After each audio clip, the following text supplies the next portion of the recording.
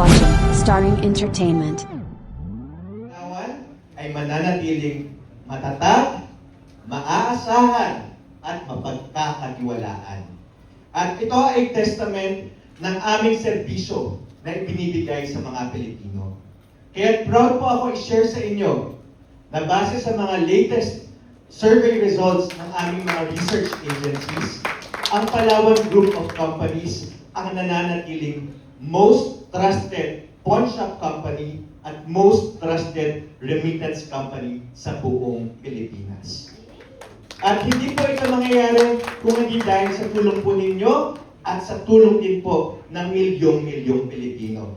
At inyo pong maaasahan na kapag ang tatak Palawan ay nasa aming mga serbisyo na binibigay sa mga Pilipino, ito po ay isinasa puso namin dahil pag Palawan, tunay itong mapagkakatiwalaan.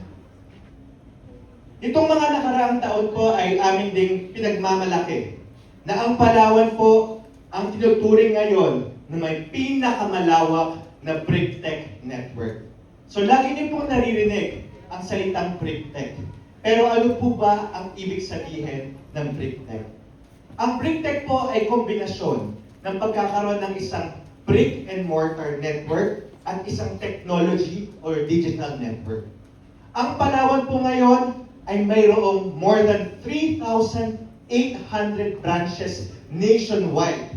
Kami po ngayon ang may pinakamalawak na financial network sa buong Pilipinas. At ito pong 3,800 branches na ito, sa lahat po ng bayan, sinisigurado po namin sa inyo, may Palawan. Katulad po na sinasabi lagi ng aming CFO, na sa bawat bayan, makikita niyo dyan, mayroong paaralan, may munisipyo, may simbahan, at laging may Palawan. Dahil ang mission po ng Palawan ay talagang makapagbigay ng access sa mga serbisyong pinansyal para sa lahat ng Pilipino.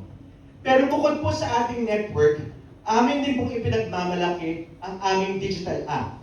Ang aming digital app ay ang Palawan Pay.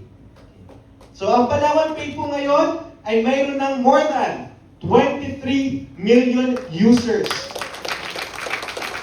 Ang Palawan Pay po ang aming digital app na kung saan lahat ng serbisyo ng aming mga branch ay maaari na rin pong gamitin sa ating mga app. Pwede na po itong gamitin pang renew ng inyong sangla, pambayad ng load, pambayad ng bills, pang-commute dahil meron na rin po itong Visa card, no?